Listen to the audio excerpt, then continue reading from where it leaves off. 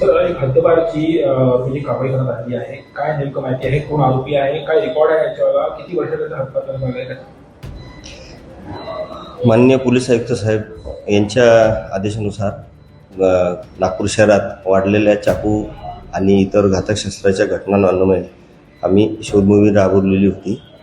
तर काल दिनांक 23/1/2026 रोजी सर्चिंग करत असताना आम्हाला एक माहिती मिळाली की एक तडीपार आरोपी आहे रोशन कोडाबे म्हणून, तो शस्त्र घेऊन फिरत असल्याने.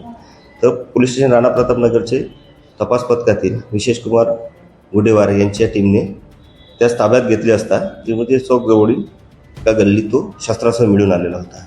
त्याला ताब्यात घेण्यात आले आणि त्याच्याकडचं शस्त्र जप्त करणे असे 425चा कलम भारतीय हत्यार कायदा आणि 142 मपोका आणि त्याच्यावर कारवाई करण्यात आलेली आहे. 2 वर्षापूर्वी हद्दपार करण्यात आलेले आहे आणि त्याच्यासोबत इतर पण ते गँगमधील जे सदस्य आहेत त्यांना पण हद्दपार करण्यात आले.